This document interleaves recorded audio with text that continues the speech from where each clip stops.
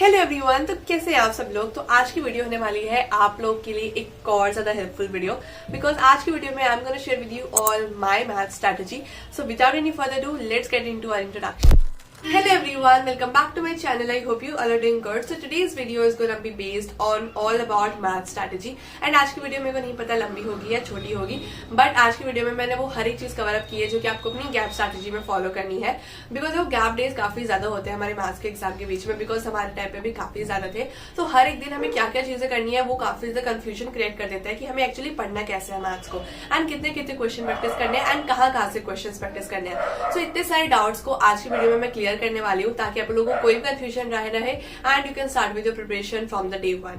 So I guess without any further do, let's get into today's video and I am gonna tell you all about each and everything that you need to know for your gap day strategy for maths exam.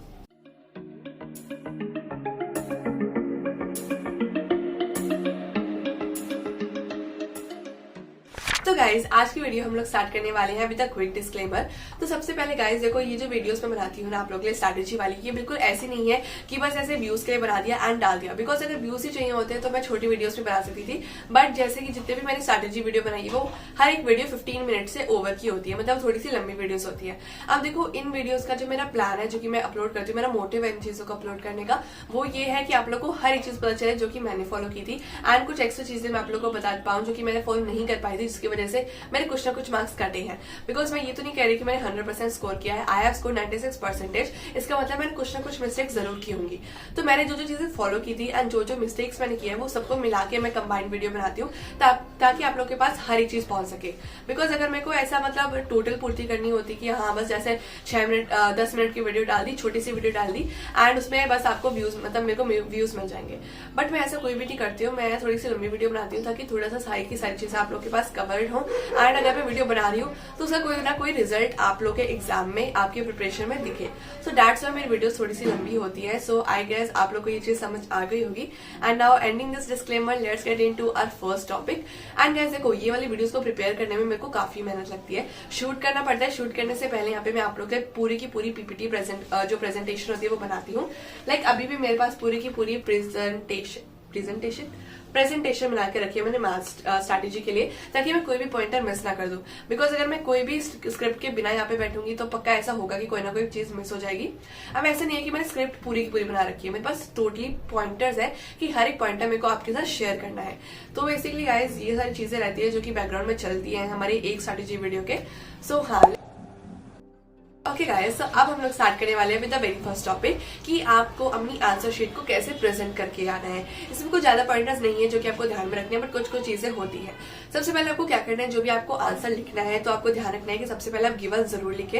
Because answer कैसा present कर रहे हो उसके भी marks depend करते हैं। Because काफी सारे स्टेप्स होते हैं आपके सोल्यूशन में जिसके मार्क्स आपको मिलेंगे, लाइक हाफ नंबर, 1 नंबर। जैसे 1 नंबर फॉर एग्जाम्पल आपको मिल गया कि आपने फॉर्मुला लिखा है उसका आपको 1 नंबर मिल गया। उसके बाद फाइनल आंसर पे आप पहुंचे उसका 1 नंबर हो गया। बीच में जितने भी स्टेप्स आपने फॉलो किए उसका 1 नंबर हो गया। हर क्वेश्चन पे डिपेंड करता है कि वो कितने मार्क्स को होल्ड कर रहा है एंड उस हिसाब से आपको स्टेप्स पे मार्क्स दिए जाते हैं। बट ये कॉमन जो होता है कि आपको कैसे फॉर्मेट जो है जो कि आपको फॉलो करना है आंसर लिखते वक्त, ये वो चीज है। सबसे पहले आपको गिवन लिखना होता है, गिवन के बाद आपको फिगर भी ड्रॉ करना होता है, फिगर के बाद आपको ये लिखना होता है कि आपको जो क्वेश्चन है उसके अंदर प्रूफ क्या करना है या फिर फाइंड क्या करना है। इन दोनों चीज में से आप एक चीज लिखोगे। उसके बाद आप सोल्यूशन को स्टार्ट करोगे with writing your formula first and then putting all the values के बाद जब भी आपको फाइनल आंसर आपका आएगा उसको put it in a box. For example अगर आपकी कोई भी वैल्यू आती है या फिर आप कोई भी ऐसे निकाल लेते हो कि ये जो एंगल है ये 30 डिग्री है, तो उसको एक बॉक्स के अंदर डाल देना। बिकॉज वो एक फाइनल आंसर को दिखाने का तरीका होता है कि आपका यहाँ पे फाइनल आंसर आ चुका है, उसको आप एक बॉक्स में पुट अप कर रहे हो। तो यही पॉइंटर्स आपको ध्यान रखने हैं। गिवन लिखना है, फिगर ड्रॉ करनी है एंड देन टू प्रूफ या फिर टू फाइंड लिखना है, सोल्यूशन करना है जिसमें आपको फॉर्मुला लिखने हैं एंड देन अगर कोई भी आइडेंटिटी लगा रहे हो तो उसको भी ब्रैकेट में जरूर मेंशन कर देना, बिकॉज ये सारी चीजें इंपॉर्टेंट होती है।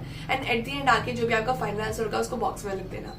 ओके, जो सेकंड चीज आती है वो है रफ वर्क के बारे में। अब रफ वर्क जो होता है वो आप या तो आप मार्जिन पे कर सकते हो, मतलब आप जो भी आंसर शीट लिख रहे हो उसके राइट साइड पे एक पेंसिल से मार्जिन लगा के उसके साइड में आप रफ वर्क कर सकते हो। या फिर जो मैंने चीज की थी वो भी मैं आप लोगों को बता देती हूँ। मैंने क्या किया था कि जो मेरे को आंसर अपनी बुकलेट मिली थी बोर्ड एग्जाम में, उसका जो लास्ट पेज होता है, पूरी की पूरी जो लास्ट शीट होती है उसको मैंने पूरा रख लिया था कि उस पर मैं पूरा का पूरा रफ वर्क करने वाली हूँ। मैंने मार्जिन ड्रॉ जरूर किए थे बट उस पर मैंने रफ वर्क नहीं किया था, क्योंकि देखो अगर मैं यहाँ पे रफ वर्क कर देती तो मेरे को लगता है कि थोड़ा सा अनक्लीन दिखता। मतलब थोड़ा सा मैसअप दिखता। तो मैंने सोचा कि लास्ट पेज को रफ वर्क के लिए यूज करते हैं, तो मैंने लास्ट पेज को ऐसे कट किया एंड उसके ऊपर मैंने सारा का सारा रफ वर्क किया एंड क्वेश्चन नंबर डाल के रफ वर्क किया था, ताकि मेरे को पता चल जाए कि ये जो पूरा का पूरा ये वाला पर्टिकुलर रफ वर्क है वो उस क्वेश्चन के रिलेटेड है, ताकि जब मैं रिविजन करूँ तो मेरे को जो अगर रफ वर्क को चेक करना हो, कैलकुलेशंस को चेक करना हो, तो मैं उस हिसाब से कर पाऊँ।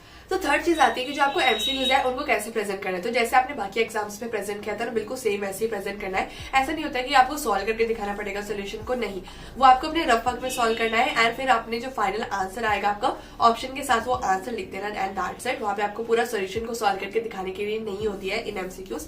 ये मैं इसलिए बता रही हूँ कि काफी जो स्टूडेंट्स थे वो यही डाउट पूछ रहे थे कि हमें पूरा सोल्यूशन सॉल्व करके दिखाना पड़ेगा, तो नहीं, आपको पूरा सोल्यूशन सॉल्व करके दिखाने की नीड नहीं होती है यहाँ पे। तो गाइस गैप डे स्ट्रैटेजी की अगर हम बात करते हैं उसमें देखो इंपॉर्टेंट चीज ये होती है कि आपको हर एक गैप डे को अच्छे से यूटिलाइज करना है एंड एक भी चीज को जो है वो वेस्ट नहीं जाने देना है, because maths is a thing जो कि requires a lot of practice of questions and practice of different type of questions importantly. तो बेसिकली देखो इस चीज के लिए मैंने शोभित भैया की मैराथन को फॉलो किया था, बिकॉज एक तो उनके पास पूरा का पूरा प्लान रहता है कि उनको पहले दिन कौन से चैप्टर्स को लेना है, सेकंड दिन कौन से चैप्टर्स को लेना है। इससे आपके डेली बाय डेली ना काफी सारे चैप्टर्स अच्छे से कवर अप होते जाएंगे। सेकेंडली उनके पास काफी ज्यादा अमाउंट ऑफ क्वेश्चंस होते हैं, तो जितने भी घंटे की वो एक लाइव ले रहे हैं, फॉर एग्जांपल 2 घंटे की ले रहे हैं या फिर 3 घंटे की ले रहे हैं, तो उसके अंदर आपकी काफी अमाउंट ऑफ क्वेश्चंस की प्रैक्टिस हो जाएगी। 50% आपकी मेहनत वहां पे खत्म हो जाती है। क्यों? बिकॉज शोभित भैया वो काफी सारे क्वेश्चंस लेके आते हैं, वो काफी ज्यादा क्वेश्चंस आपको प्रैक्टिस कराते हैं उस टाइम स्पैन में एंड इससे जो है ना आपकी आधी मेहनत तो खत्म हो जाती है। बाकी जो आधी मेहनत है वो तो आपको खुद से जरूर करनी पड़ेगी, बिकॉज आपको खुद से भी क्वेश्चंस लगाने हैं, खुद से भी बुक्स को रेफरेंस बुक्स को चेक करना है, खुद से सैम्पल पेपर सॉल्व करना है। बट शोभित भैया की मैराथन से काफी ज्यादा हेल्प मिल जाती है। इवन जो 4A वाली मैराथन होती है वो लास्ट वाली मैराथन होती है, जो कि अपनी लाइफ सेवर वाली मैराथन आप कह सकते हो, बिकॉज उसमें वो मेनली जो है वो सारे के सारे चैप्टर्स का सिर्फ इंपॉर्टेंट क्वेश्चंस कराते हैं, ताकि आप सुबह उठो, आप 1-2 घंटे की वो लाइव मैराथन लो एंड अगर आपको रिविजन करनी हो तो उससे सबसे अच्छी रिविजन हो जाएगी। मतलब 4A वाली मैराथन को ओपन करो आप एंड वहां पे जितने भी क्वेश्चंस कराएंगे उनको आप पोस्ट करके खुद सॉल्व करो एंड देन शोभित भैया के आंसर्स देखो कि वो कैसे सॉल्व करवा रहे हैं, इन केस अगर आपको डाउट आ रहा है तो। बिकॉज इंपॉर्टेंट क्वेश्चंस को प्रैक्टिस करना भी काफी ज्यादा इंपॉर्टेंट होता है, इसलिए जब आप सुबह उठोगे अपने बोर्ड एग्जाम वाले दिन, वहां पे आप 4A वाली मैराथन लगाओगे एंड वहां पे आपको क्वेश्चंस मिलेंगे एंड आप फ्री माइंड से उनको सॉल्व करोगे, इससे आपको जो माइंड होगा वो और ज्यादा शार्प हो जाएगा एंड आपकी रिविजन जो है वो और अच्छी हो जाएगी। सो इसलिए I will be suggesting you all to watch Shobhit भैयास marathon, because they are a life saver. मैंने भी अपने टाइम पे जब मेरी बोर्ड एग्जाम था मैथ्स का, तब मैंने उनको देखा था एंड मेरे काफी अमाउंट ऑफ क्वेश्चन की प्रैक्टिस हो गई थी एंड इवन 4A वाली मैराथन से मेरे को काफी इंपॉर्टेंट क्वेश्चन पता लग गए थे। अब अपने साइंस एंड सोशल साइंस के लिए तो 4A वाली मैराथन अटेंड करी ही थी एंड यू नो काफी क्वेश्चन सेम उठ के आए थे। तो सेम गोज फॉर शोभित भैया मैराथन 2, आपको सारे इंपॉर्टेंट क्वेश्चन वहां पे प्रैक्टिस करने को मिल जाएंगे एंड सिमिलर क्वेश्चन ही वहां पे आपको बोर्ड एग्जाम में दिखने वाले हैं। सेकंड चीज आती है आपके पास फॉर्मुला शीट रेडी होनी चाहिए, because formula sheet is a thing जो कि काफी ज्यादा इंपॉर्टेंट होती है स्पेशली मैथ्स के अंदर, बिकॉज जब आप अपने सेंटर में पहुंच के आपको रिविजन भी करना होगा तो आपको फॉर्मुलाज रिवाइज करने पड़ेंगे। तो अगर वो सारे के फॉर्मुलाज एक ही जगह पे है तो काफी अच्छी बात हो जाती है। सो ट्राई कि आपके पास एक फॉर्मुला शीट जरूर हो, बट अभी तक आपने अगर नहीं बनाई है सो जल्दी से जाओ एंड बनाओ। किस चीज का वेट कर रहे हो? खुद बनाना, कहीं से गूगल से मत लेना, बिकॉज खुद बनाओगे ये काफी ज्यादा अच्छा रहेगा। गूगल से ऐसा मत करें कि formula sheet for class 10th maths सारी फॉर्मुला शीट आ गई। ट्राई कि आप खुद से बनाओ, बिकॉज थोड़ी मैथ खुद से भी करनी पड़ेगी। स्मार्ट वर्क होता है बट इन चीजों में मत करा करो। इसमें इट मैटर्स कि आप खुद से मेहनत कर रहे हो एंड खुद से एक फॉर्मुला शीट रेडी कर रहे हो। 1 घंटे लग जाएगा मैक्सिमम, इससे ज्यादा तो लगेगा नहीं। तो 1 घंटा तो मैंने ज्यादा ही बोल दिया, आधा घंटा लगना चाहिए, बट स्टिल अपना एफर्ट्स को पुट करो and prepare a good formula sheet for you. Third चीज आती है जो कि आपको गैप डे में ध्यान रखनी है कि just do a lot of question practice. Procrastinate नहीं करना है यहाँ पे। आप सोच रहे हो कि हमारे पास इतना, अगर आप सोचो कि मेरे पास 9 दिन का टाइम है, मेरे पास बहुत टाइम है, नहीं गाइस ऐसा नहीं होता है। मैथ्स के लिए इतना टाइम आपको लग रहा है बट इतना टाइम नहीं है आपके पास, आपको वो क्वेश्चन प्रैक्टिस में देना पड़ेगा। You have to be consistent, ठीक है? तो ये चीज का भी ध्यान रखना कि आप कंसिस्टेंट हो अपने मैथ्स की प्रिपरेशन में। फोर्थ चीज आती है कि आपको ये ध्यान रखना कि आप हर एक गैप डे में एटलीस्ट एक सैम्पल पेपर जरूर सॉल्व करें with a proper 3 hours timer, ताकि आपको पता चल जाए कि आपको किस टाइम से आपको टाइम मैनेज करना है in your final board exam. अब हम बात करने वाले हैं बेसिक मैथ्स की टिप्स की, इसके बाद हम बात करेंगे स्टैंडर्ड मैथ्स की। अब देखो गाइस, मेरे बोर्ड एग्जाम में मैंने बेसिक मैथ्स को ऑप्ट किया था, तो I have score 95 out of 100। मैं आपको बता रही हूँ कि बेसिक मैथ्स में आपको क्या फॉलो करना है। सबसे पहले एनसीईआरटी से क्वेश्चंस आते हैं, एनसीईआरटी से सेम टू सेम उठ के क्वेश्चन आते हैं। सो ट्राई करना जितनी बार आप एनसीईआरटी कर सकते हो उतनी बार एनसीईआरटी करो। देखो कुछ ऐसे चैप्टर्स होते हैं जो कि इंपॉर्टेंट होते हैं एंड टफ होते हैं, उनसे क्वेश्चन ज्यादा रिपीट होते हैं। तो बेसिकली क्या करना, आप एनसीईआरटी के सबसे पहले तो वो क्वेश्चन को स्टार्ट करना जो कि इंपॉर्टेंट है एंड टफ है। बेसिकली देखो ट्रिग्नोमेट्री चैप्टर्स हो गया या फिर सरफेस एरिया वॉल्यूम, ऐसा कुछ चैप्टर आई गेस, अभी मेरे को याद नहीं है, बट अगर आप सर्च करोगे गूगल पे या फिर यूट्यूब पे तो you will be getting to know कि कौन कौन से चैप्टर्स ज्यादा इंपॉर्टेंट है। तो ट्राई करना कि आप इंपॉर्टेंट चैप्टर से पहले स्टार्ट करो एंड उनकी एनसीईआरटी को जितनी बार आप सॉल्व कर सकते हो उतनी बार सॉल्व करना। Triangles and circles is also important, तो जितनी बार उनकी एनसीईआरटी एक्सरसाइजेस को सॉल्व कर सकते हो उतनी बार सॉल्व करना, because same to same NCERT के क्वेश्चंस आते हैं। तो सबसे पहले तो आपको एनसीईआरटी की एक्सरसाइजेस सॉल्व करनी है एंड देन आपको एग्जांपल्स भी सॉल्व करना है। इन चीजों को सॉल्व करने के बाद you have to go for sample papers officially released by CBSE.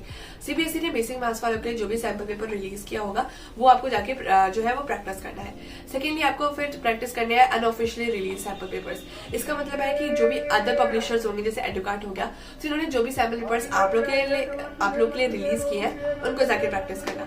अब आपको बेसिक मैथ्स के लिए सैंपल पेपर्स कहाँ से मिलेंगे, तो 2 सैंपल पेपर की जो बेसिक मैथ्स के लिए जो 2 सैंपल पेपर्स है उनकी पीडीएफ तो मैंने डिस्क्रिप्शन में डाल रखी है, तो वहां से जाके अगर आपको प्रैक्टिस करना है तो उन 2 सैंपल पेपर्स को आप वहां पे जाके प्रैक्टिस कर सकते हो। You will be finding that link in the description. Next 2 चीजें हैं जो कि आपको बेसिक मैथ्स वालों के लिए ध्यान रखनी है। सबसे पहले तो इंपॉर्टेंट थ्योरम जो होती है, specially BPT theorem, it is very important. उससे क्वेश्चन पक्का आते हैं, ये तो 3 मार्कर्स में आएगा या फिर 2 मार्कर्स में आएगा, बट पक्का क्वेश्चन आएगा ही आएगा। तो थ्योरम्स को अच्छे से प्रैक्टिस करके जाना।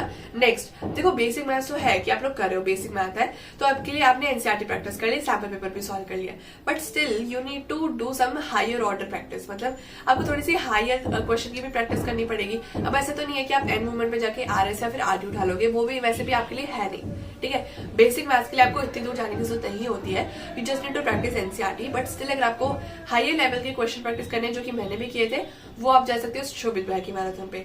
शोभित भैया की मैराथन डेली अटेंड करो, वहां से आपको हायर लेवल के क्वेश्चंस मिलेंगे एंड वो काफी ज्यादा आपको हेल्प भी करेंगे, बिकॉज अभी क्वेश्चन प्रैक्टिस भी ज्यादा इंप्रूव होगी एंड आप हायर लेवल की क्वेश्चन प्रैक्टिस कर पाओगे। एंड एनसीईआरटी तो आप प्रैक्टिस कर ही रहे हो, तो बेसिक मैथ्स के लिए बस इतना ज्यादा इनफ रहता है, इससे ज्यादा आपको करने की कोई जरूरत नहीं है।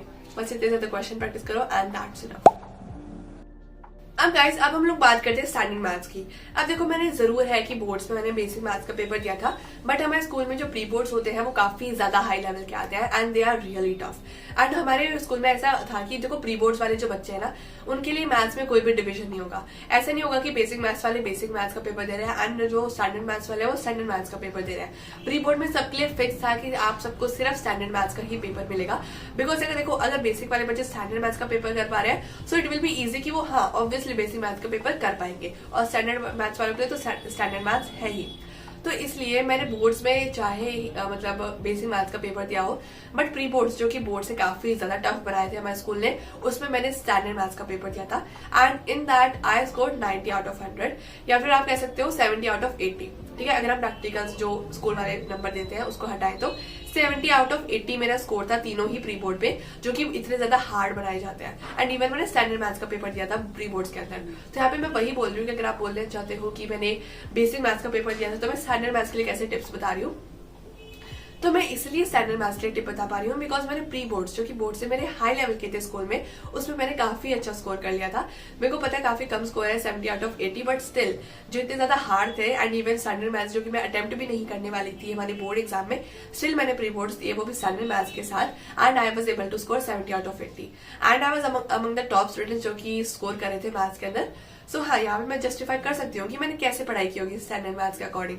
तो बेसिकली गाइस देखो कुछ ऐसे टिप्स हैं जो कि काफी ज्यादा है, मैंने स्टैंडर्ड मैथ्स के लिए काफी ज्यादा टिप्स ली हैं as compare to basic maths, because basic maths is quite easier than standard maths. तो स्टैंडर्ड मैथ्स के लिए सबसे पहले तो आपको ऑफकोर्स मैराथन्स का अटेंड करना है, बिकॉज वहां से आपकी क्वेश्चन प्रैक्टिस काफी अच्छी हो जाएगी। तो 2 आवर और समथिंग में आपको काफी ज्यादा क्वेश्चन प्रैक्टिस हो जाएगी, जैसे मैंने आपको बताया। सेकंड पॉइंट यहाँ पे आया कि आपको एनसीईआरटी एग्जाम्पलर सॉल्व करनी है, because NCERT exemplar has a lot of questions and उसके अंदर इतने ज्यादा हाई लेवल के ट्रिकी क्वेश्चंस होते हैं ना, जो कि स्टैंडर्ड मैथ्स के लिए तो एकदम परफेक्ट है। So I will suggest you all to solve NCERT Exemplar for practicing more and more type of questions. Third चीज आती है सैम्पल पेपर्स को सॉल्व करना। तो आप है ना ऑफिशियली रिलीज जो सैम्पल पेपर है बाय सीबीएसई उनको सॉल्व करना, बिकॉज वो भी काफी अच्छे लेवल के होते हैं। बिकॉज मैंने भी स्टैंडर्ड मैथ्स के लिए सीबीएसई के सैम्पल पेपर सॉल्व करके देखे थे and they were of quite good level and even CBSE ने रिलीज किए तो ऑफकोर्स बनता है कि उनको सॉल्व जरूर करो। तो सीबीएसई ने जो भी रिलीज किए आपको स्टैंडर्ड मैथ्स के लिए सैम्पल पेपर्स, आप उनको जरूर सॉल्व कर लेना। तो आपको क्या करना है, जो बाकी जो पब्लिशर्स होते हैं जैसे एडुकेट हो गया, तो इनके सैम्पल पेपर्स को सॉल्व करना स्टार्ट करो। बिकॉज देखो मैथ्स में क्या होता है, आपको जितनी क्वेश्चन प्रैक्टिस हो सके उतनी क्वेश्चन प्रैक्टिस करनी है। अब एनसीईआरटी से तो काफी कम क्वेश्चन आते हैं स्टैंडर्ड मैथ्स के अंदर, तो आपको अदर जो पब्लिशर्स है उनकी हेल्प जरूर लेनी पड़ेगी। तो एक तो आप शोभित भैया की मैंने तो देख रहे हो, जिससे कि आपकी क्वेश्चन प्रैक्टिस वहां पे भी हो जाएगी। एनसीईआरटी एग्जाम्पल ले रहे हो, वहां से भी आपकी क्वेश्चन प्रैक्टिस हो जाएगी। थर्ड, आपने सीबीएसई के ऑफिशियल सैम्पल पेपर सॉल्व कर लिए, तो नेक्स्ट आपको और भी सैम्पल पेपर सॉल्व करने पड़ेंगे। तो अब आपको करना है कि बाकी पब्लिशर्स पे आप जाओ एंड वहां पे जो सैम्पल पेपर्स हैं उनको सॉल्व करो एंड पीवाईक्यूज को भी जरूर सॉल्व करना है, बिकॉज पीवाईक्यू से भी आपको पता चलेगा कि एक्चुअली किस टाइप के क्वेश्चन पूछे जा रहे हैं हर एक चैप्टर से। जो भी आपके पास बुक अवेलेबल हो उसके सैम्पल पेपर्स और पीवाईक्यूज आप सॉल्व कर सकते हो। तो यही होता है कि आपको स्टैंडर्ड मैथ्स के लिए तो आपके पास यही सोर्स होता है कि सैम्पल पेपर सॉल्व करो एंड देन पीवाईक्यू सॉल्व करो, because these are the only source you can practice good amount of questions and NCERT exemplar तो है ही। नेक्स्ट चीज आपको जो जहाँ पे आप और क्वेश्चन सॉल्व कर सकते हो, बिकॉज गैप काफी अच्छा है आपके मैथ्स एग्जाम तक, तो आपको काफी क्वेश्चन की प्रैक्टिस जरूर करनी पड़ेगी। तो जो इंपॉर्टेंट चैप्टर्स हैं, गूगल करो या फिर यूट्यूब पे जाओ एंड आपको इंपॉर्टेंट चैप्टर्स पता चलेंगे। तो इंपॉर्टेंट चैप्टर्स का ना आपको क्या करना है, आरएस या फिर आरडी। आरएस अगर आपके पास आरएस अग्रवाल है तो उसको उठाना, अगर आपके पास आरडी शर्मा है तो उसको उठाना। उसमें इन इंपॉर्टेंट चैप्टर्स के जितने भी एग्जाम्पल्स दिए हो, एग्जाम्पल्स बोल रही हूँ, एक्सरसाइज में बहुत सारे क्वेश्चन हो जाते हैं, so try solving the example. ठीक है, एग्जाम्पल्स काफी इंपॉर्टेंट रहते हैं, काफी बार क्वेश्चन आ भी जाते हैं वहां से। तो try solving examples of either RD और आरएस। दोनों बुक उठा के मत बैठ जाना कि सामने दोनों बुक में तो दोनों बुक सॉल्व करूंगा, नहीं, एक बुक उठाना एंड इंपॉर्टेंट चैप्टर्स। देखो जैसे फर्स्ट चैप्टर हो गया, सेकंड चैप्टर हो गया, जो कि ज्यादा इंपॉर्टेंट नहीं है, ज्यादा टफ नहीं है, उनके लिए टाइम वेस्ट मत करना। उनके लिए आप बस एनसीईआरटी एग्जाम्पलर सॉल्व कर सकते हो। बस आरएस एंड आरडी जैसे ट्रिग्नोमेट्री हो गया, सर्कल्स हो गया, ट्राइंगल्स हो गया, इन टाइप ऑफ चैप्टर्स के लिए आप आरएस या फिर आरडी के एग्जाम्पल्स जरूर सॉल्व करना। मैंने आरडी में सॉल्व की थी, मैंने आरएस अग्रवाल सॉल्व की थी अपने प्री बोर्ड्स के टाइम पे। एक पॉइंट और है जो कि आपको ध्यान रखना है कि जो गैप डेज की स्टार्टिंग होगी वहां पे आपके पास फॉर्मुला शीट तो रेडी होनी ही चाहिए एंड उसके साथ साथ जो भी आपको इंपॉर्टेंट चैप्टर लगते हैं, फिर आपके लिए टफ चैप्टर्स होंगे, वो आपको डे 1 से स्टार्ट करना है। मतलब जो इजी चैप्टर होंगे उनको बाद के लिए छोड़ देना, बाकी वाले दिन के प्रैक्टिस करने के लिए। बट जो फर्स्ट डे आपका गैप डे होगा वहां पर थोड़ा सा चार्ज अप होगे, तो ट्राई करना कि आप इंपॉर्टेंट चैप्टर से स्टार्ट करें सारी प्रैक्टिस। ठीक है, and also guys it is a very important thing to note down over here कि प्री बोर्ड्स के टाइम पे जितने भी मैंने मार्क्स करते थे, मैंने 10 नंबर कटे हैं मैक्सिमम, ठीक है ना। तो अब मेरे जो 5-6 नंबर होंगे वो एमसीक्यूज में गए होंगे, बाकी जो 3-4 नंबर है वो सारे मेरे बाकी वाले क्वेश्चन में गए होंगे, 2 मार्कर 3 मार्कर। बट 5-6 क्वेश्चन में हमेशा एमसीक्यू में करते थे, क्योंकि एमसीक्यूज की प्रैक्टिस ना काफी ज्यादा करनी होती है आपको। मैंने एमसीक्यूज की प्रैक्टिस नहीं की थी, मैं हमेशा ये जो लॉन्ग क्वेश्चन होते थे ना 2-3 मार्कर्स, इन्हीं की प्रैक्टिस करती थी। एंड मैं सोचती थी कि अगर मेरे को ये क्वेश्चन आ रहे हैं तो मैं एमसीक्यूज भी कर पाऊंगी, बट नहीं गाइस, एमसीक्यू के लिए थोड़ी सी डिफरेंट ट्रिक चाहिए होती है। एंड अगर एमसीक्यूज को आप उस टाइप से सॉल्व करोगे तो आपको टाइम भी मतलब ज्यादा लगेगा एंड फिर आप टाइम मैनेज नहीं कर पाओगे। सो ट्राई करना कि आप आरएस और आरडी से जो भी आप बुक ले रहे हो उसे एमसीक्यूज की प्रैक्टिस बहुत ज्यादा करो। टाइम लगा लेना कि 20 एमसीक्यूज है, मुझे कितनी देर में सॉल्व करने, 10 मिनट में या 15 मिनट में। पहले आपको थोड़ा ज्यादा टाइम लगेगा, बट जैसे आप और ज्यादा एमसीक्यू सॉल्व करते जाओगे वैसे आपका टाइम कम लगता जाएगा। So try and trust me कि एमसीक्यूज की प्रैक्टिस आपको थोड़ी सी ज्यादा करनी है, बिकॉज मोस्टली मार्क्स जो है वो एमसीक्यूज में ही करते हैं। सो बाकी क्वेश्चन के साथ साथ try solving MCQs also a lot. Okay guys, so these were all the things that you need to note down for your gap day strategy for math and I hope कि हर एक point को clear हो गया होगा and I don't know ये video कितनी लंबी बन चुकी है, but I guess I will be ending this video right here and all the best for your maths exam and अच्छे से करके आना and be consistent, do not procrastinate, अच्छे से प्रैक्टिस करना, काफी सारे क्वेश्चंस की प्रैक्टिस करना। So that's it for today's video. I hope you all enjoyed it a lot. I will meet you all in my next video. तब तक के लिए tata, bye bye, take care, bye bye.